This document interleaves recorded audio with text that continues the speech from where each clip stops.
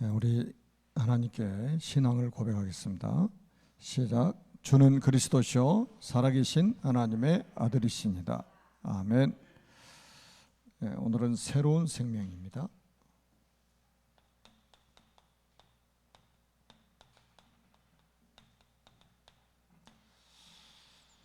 새로운 생명이라는 것은 무엇인가? 또 새로운 생명은 어떻게 얻게 되는가? 굉장히 중요한 말씀이죠. 세상 사람들은 도무지 지금 알아듣지 못하는, 하나님의 백성들만 알아들을 수 있는 말씀입니다. 자, 천지를 창조하신 하나님께서 인간을 만드셨습니다. 원래 인간은 하나님과 함께 할 때 행복하도록 창조하셨습니다. 그런데 옛뱀 마귀에게 속아 하나님 말씀에 불순종하는 죄를 짓고 행복의 근원이신 하나님을 떠났습니다. 그 결과 너희는 너희 아비 마귀의 자녀가 되었습니다. 마귀 자녀는 일생 동안 여러 가지 문제로 불행하게 살다가 죽어서 지옥에 갑니다. 사랑이 많으신 하나님께서 인간을 구원하시려고 구원자를 보내셨습니다. 그분이 바로 예수님이십니다. 예수님께서 십자가에 피 흘려 죽으시고 부활하심으로 그리스도의 직분을 감당하셨습니다. 참 왕으로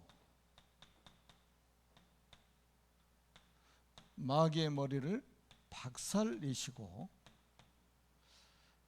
참 제사장으로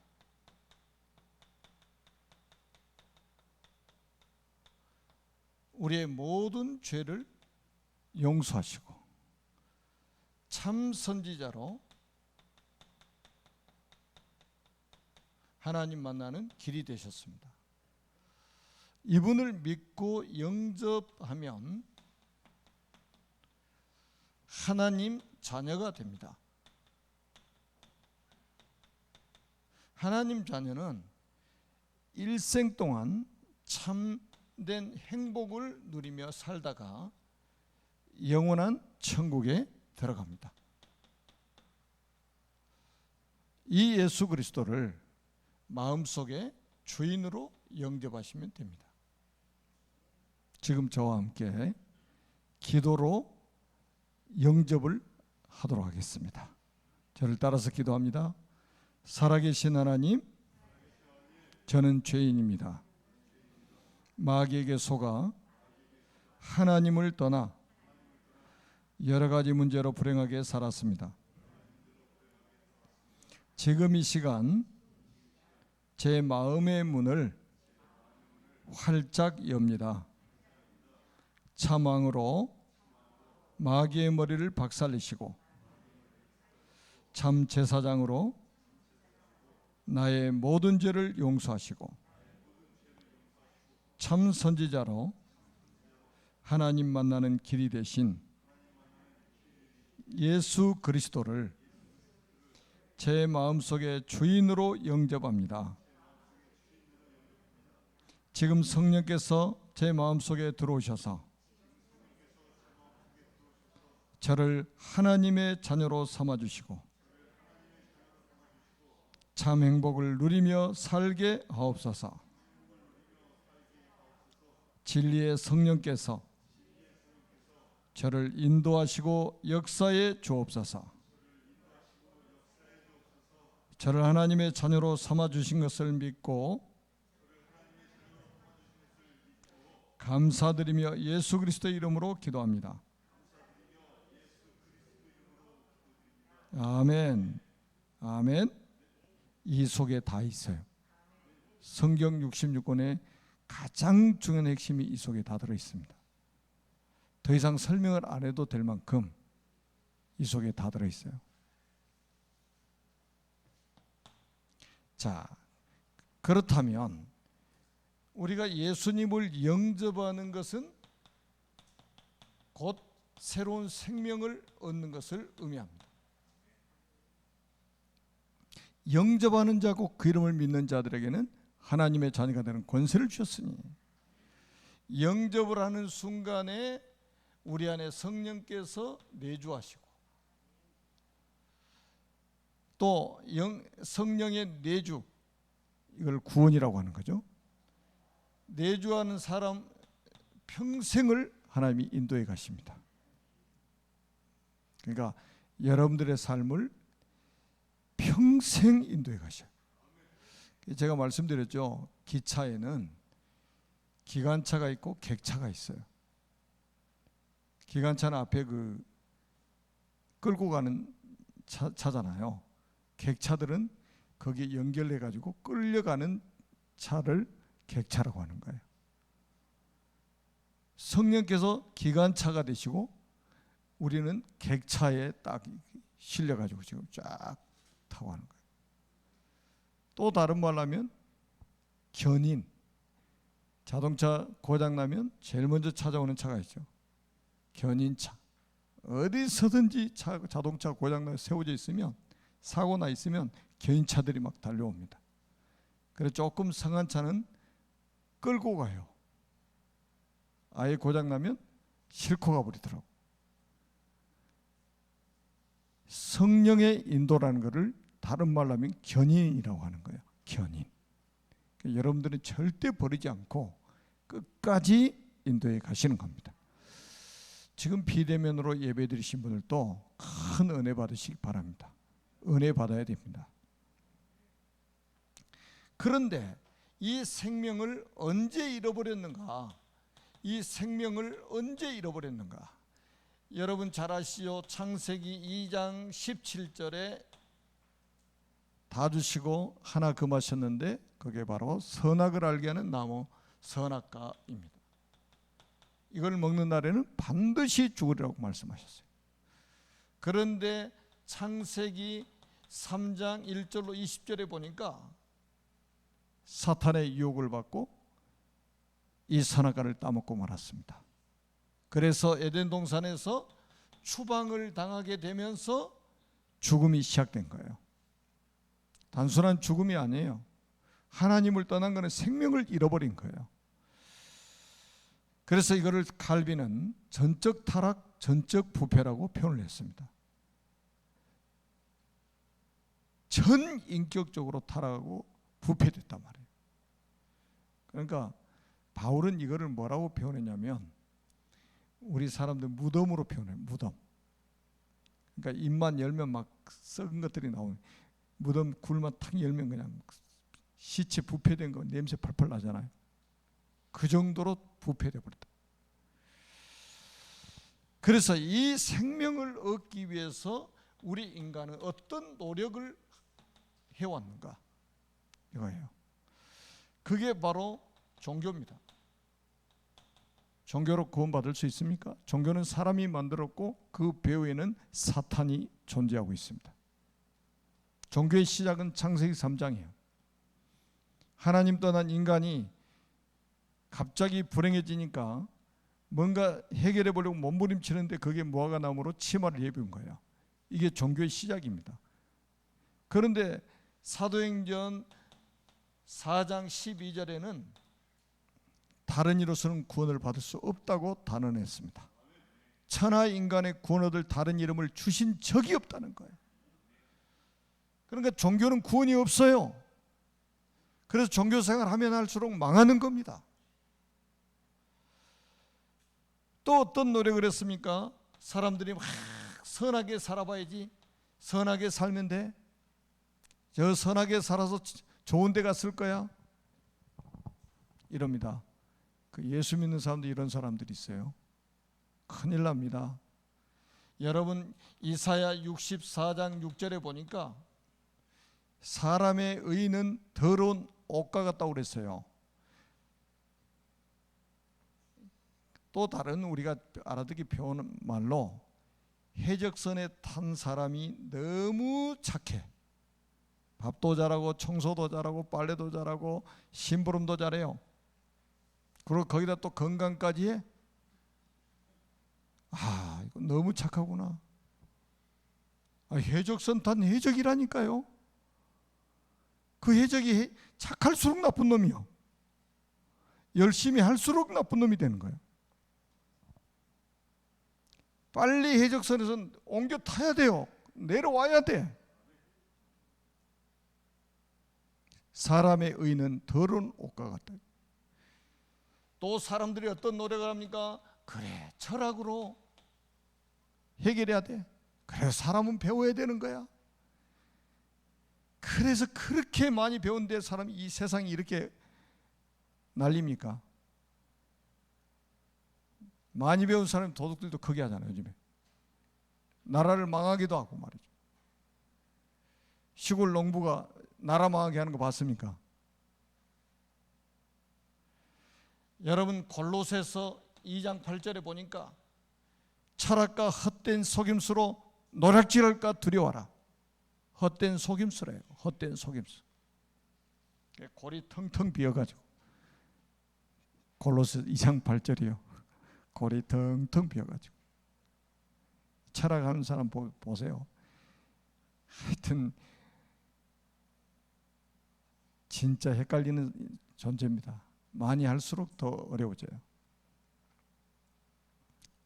자, 그런데 성령의 내주라는 그런 뭐냐 이 말이에요. 성령의 내주라는 말이 도대체 무슨 말이냐? 마태복음 1장 23절에 보라, 처녀가 잉태의 아들을 낳을 것이요 그 이름을 임마누엘이라 하리라. 임마누엘이라 하리라. 이를 번역한즉 하나님이 우리와 함께 계시다 합니다. 어마어마한 일이요. 함께 계심이라. 임마누엘. 또 한번 보세요. 요한복음 14장 16절에 보니까 요한복음 14장 16절에 보니까 이 성령께서 영원토록 함께 하시겠다고. 가끔이 아니고 영원토록. 그리고 고린도전서 3장 16절에는 하나님의 성령이 너희 안에 가신 것을 알지 못하겠느냐. 성령의 내주. 확실하죠. 그러면 성령의 인도라는 건 뭐냐? 성령의 인도라는 건 뭐냐? 여러분 성령의 인도에 대해서 좀 잘 생각을 하셔야 돼요. 요한복음 14장 26절에 요한복음 14장 26절에 아주 중요한 말씀을 하셨죠. 뭐라고 말씀하셨습니까? 보혜사 곧 아버지께서 내 이름으로 보내실 성령, 그가 너에게 모든 것을 가르치시고 내가 너에게 말한 모든 것을 생각나게 하시리라. 너에게 말한 모든 것을 너에게 모든 것을 가르치시고 너에게 말한 모든 것을 생각나게 하시리라. 왜 우리가 말씀 배워야 되는 줄 아세요? 성령께서 우리가 들은 말씀들이 생각나게 만드셔요. 연세 드신 분들은 그럽니다. 아이고 듣고 또 잃어먹고 듣고 또 잃어먹고. 그래서 아주 포기하려고 하는 사람들이 많아요. 절대 속으면 안 돼요. 우리가 들어놓으면 성령께서 생각나게 만들어요. 생각나게. 여러분 문제 딱 생기면 바로 말씀이 떠올라야 돼요. 생각나게 하시는 거예요. 성령께서. 그래서 인도에 가시는 거예요. 뭐 문제 생기면 아이고 연수 같은 세상. 그 성령인도 못 받는 사람이에요. 여러분 성령인들 조금만 생각해 보세요. 여러분 요셉 한번 생각해 보세요. 요셉. 자, 한번 질문 한번 해보겠습니다. 요셉이 노예로 간 게 성령 인도입니까 아닙니까? 누명소 감옥에 간 거는 성령 인도에 아니에요.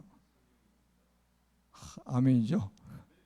실제 이런 문제가 생기면 그걸 성령 인도라고 생각하는 사람이 몇 사람이나 될까요? 여러분 3명의 청년들이 불 속에 들어갔습니다. 이게 성령 인도예요, 아니요? 성령 인도요. 근데 내가 이 상황을 맞이하면 어떻게 돼요?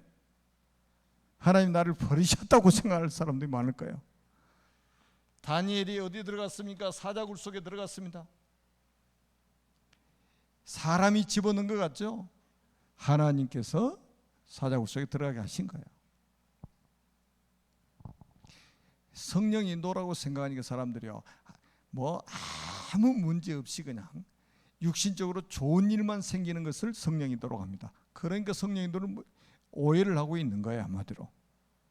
그러니까 우리 자녀들이 막 아프지도 않고 막 승승장구해가지고 대학까지 졸업하고 막 대기업에 취직하고 그다음에 막 사업을 해가지고 막 돈을 많이 산업인이 되고, 성령께서 우리 자녀들 인도하셨다 이렇게 간증하고 돌아다닌다니까요. 한 사람도 자기 자녀가 복음 전하다가 핍박당하고 복음 전하다가 순교까지 할 수 있도록 기도하는 사람은 찾아보기 힘들 겁니다, 지구상에. 성령 인도라고 그는 아예 믿질 않기 때문에 그러는 거예요.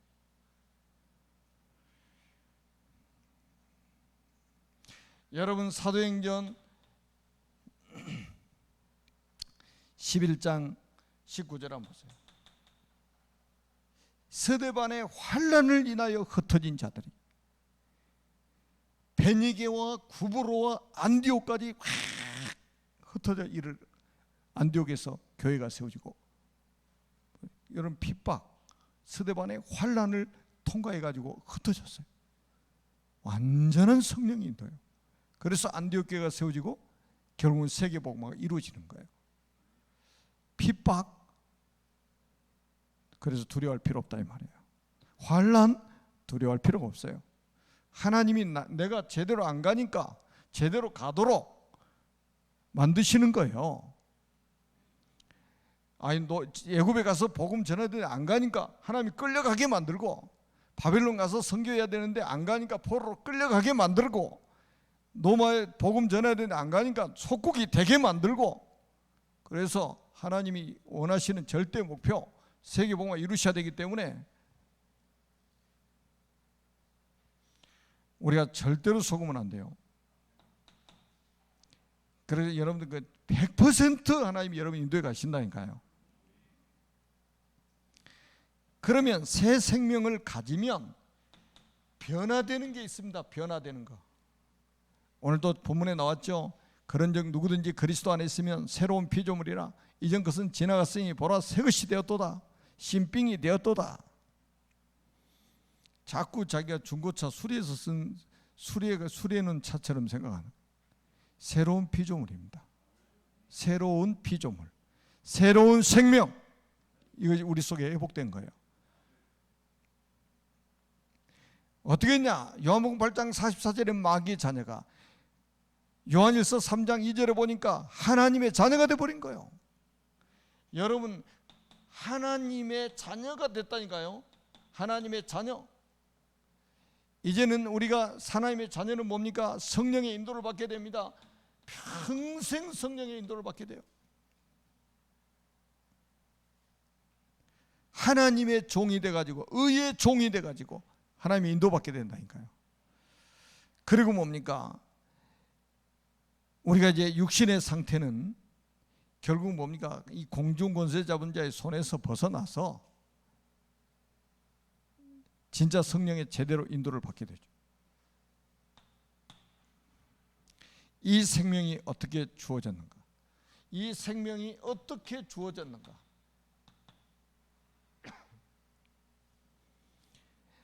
여러분, 믿음의 출발이 언제부터입니까? 믿음의 출발은 은혜입니다.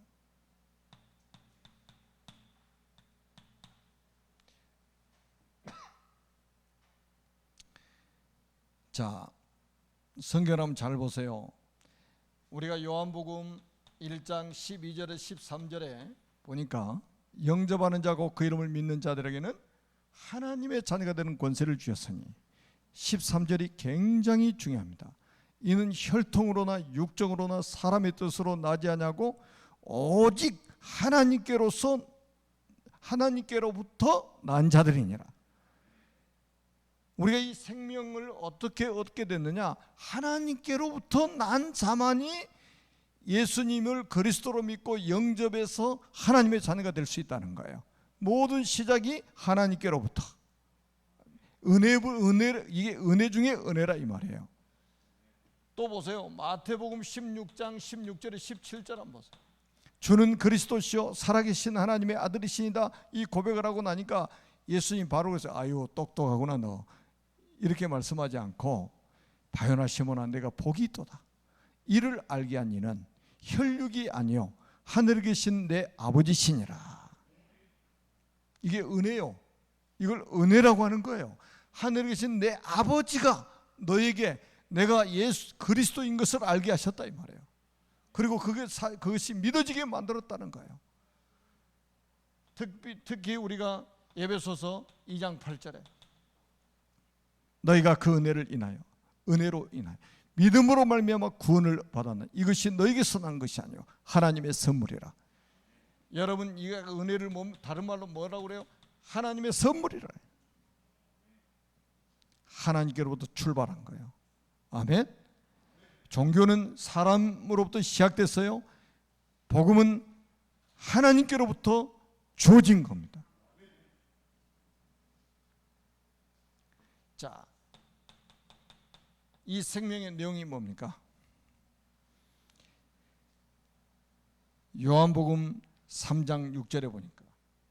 요한복음 3장 6절에 보니까 뭐라고 말씀하냐? 육으로 난 것은 육이요 영으로 난 것은 영이니 그랬어요. 육으로 난 것은 육이요 영으로 난 것은 영이니 했다니까요. 거듭남에 대해서 말씀하시면서 하는 이야기요. 그리고 요한복음 6장 63절에도 뭐라고 그랬습니까? 살리는 것은 영이니 육은 무익하니라. 어떤 제자가 저한테 이런 질문을 했어요. 예수 믿는 분이 치매가 와가지고 예수님도 모르고 이제는 다 잃어버렸다는 거예요. 그럼 이런 사람 정말 구원 받을 수 있냐 없냐 이렇게 질문을 하더라고요. 그래서 제가 간단하게 이야기해 줬어요. 치매 걸리기 전에 예수를 진짜 믿고 영접했다면 치매 걸려가지고 예수님 잃어버려도 구원 받는다고. 살리는 것은 영이요 육은 무익하니라. 육신적으로 자꾸 생각하면 답이 없어요. 답이 없어. 말씀 거 들립니까? 치매 오면 아버지도 모르고 어머니도 모른다니까. 자기 자식인지도 몰라요. 막 치매 심해지면. 근데 그 전에 예수님을 진짜 믿고 영접했어. 하고 나서 잃어버렸어. 그러면 이제 구원 받았느냐 못 받느냐 이게 이제 갈등 올 거 아니에요. 자녀들은. 살리는 것은 영이니 육은 무익하니라.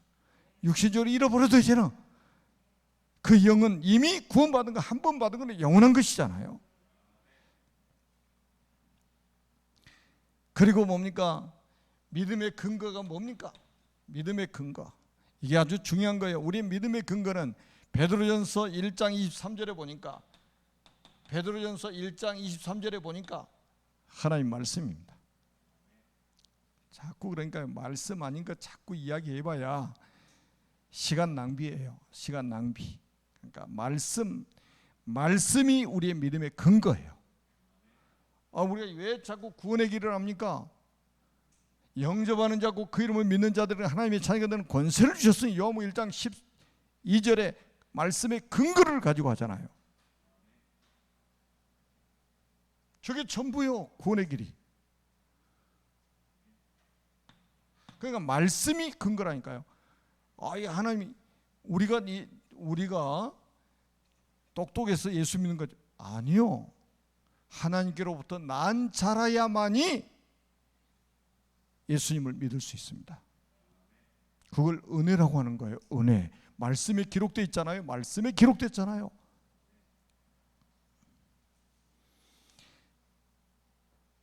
너희가 거듭난 것은 썩어질 씨로 된 것이 아니요 썩지 아니할 씨로 된 것이니 살아있고 항상 있는 하나님 말씀으로 되었느니라. 아멘.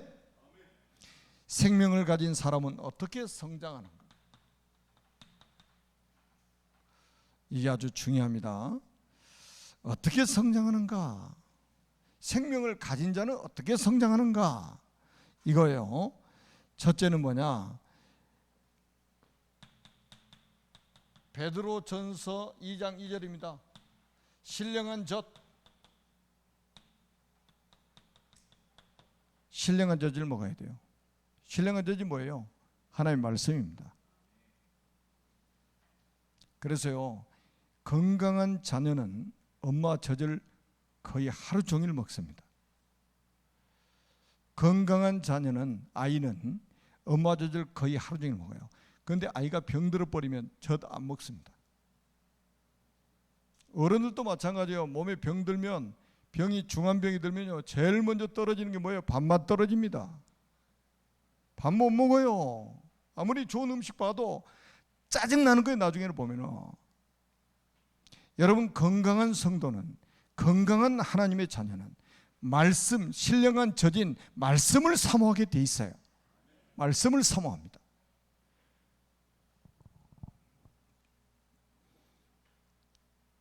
그래서 이제는 여러분, 이거는 어린 아이, 갓난 아이처럼 신령한 젖을 사모하라고 그랬거든요. 그럼 여기서 머무르면 안 되잖아요. 아이가 장성을 해야지. 아니, 이거 1살 때도 젖병 물고 있고, 10살이 됐는데 젖병 물고 있고, 20살 장가갈 나이 됐는데 젖병 들고 다니는데 성장을 안 해가지고 자기가 애기인 줄 알고 늘 누군가 이로만 받고 살고, 그거는 하나님의 뜻이 아니죠. 장성을 해야 돼. 성장해야 된다 이 말이에요. 그래서 히브리서 5장 4절에 보니까 이렇게 말씀합니다. 단단한 음식은 장성한 자의 것이니라. 하나님 말씀으로 책망하면 그 책망도 아멘으로 받을 수 있는 사람이 돼야 된다 이 말이에요. 그리고 에베소서 4장 13절입니다. 바울은 에베소 교회 교인들에게 뭐라고 그랬냐? 그리스도의 장성한 분량이 충만한 데까지 이르리니. 참 제가 안타까운 거는 뭐 교역자가 된다든지 중직자가 딱 되면 이 교만해지는 사람들이 많아요. 그래서 절대 배우려고 하지 않고 메시지를 잘 안 받으려고 합니다. 여러분, 우리가 왜냐, 자기 다 성장했다고 생각하는 거예요. 다 자기가 장성한 사람이라고 생각하는 거예요. 그런데 에베소 4장 13절에 뭐라고 말했냐? 그리스도의 장성한 분량이 충만한 데까지 이르리니. 천국 갈 때까지 성장해야 돼요. 천국 갈 때까지 성장해야 된단 말이에요. 자기가 다 성장했다고요? 완전하게 속아버리는 거예요. 그러니 중직자가 돼가지고 사탄한테 공격받아 무너져 버리는 거예요. 아이, 그런 장로였던 사람이 교회 안 다니는 사람 천지요. 지금 밖에 나가보세요.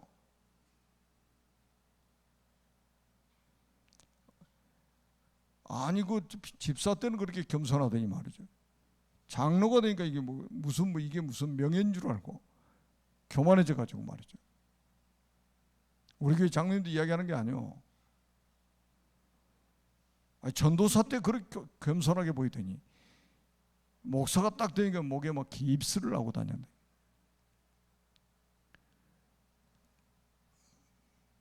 여러분, 우리는 항상 겸손하게 말씀을 사모해야 된다.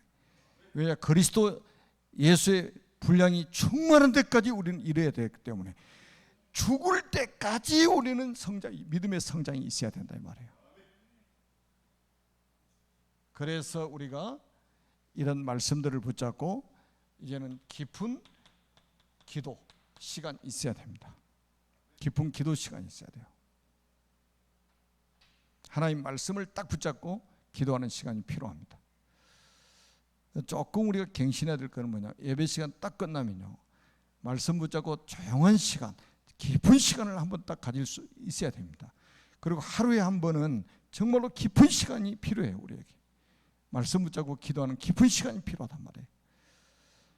하나님의 큰 은혜가 여러분에게 임하시기를 주님의 이름으로 축복합니다. 살아계신 하나님 아버지, 은혜를 진심으로 감사합니다.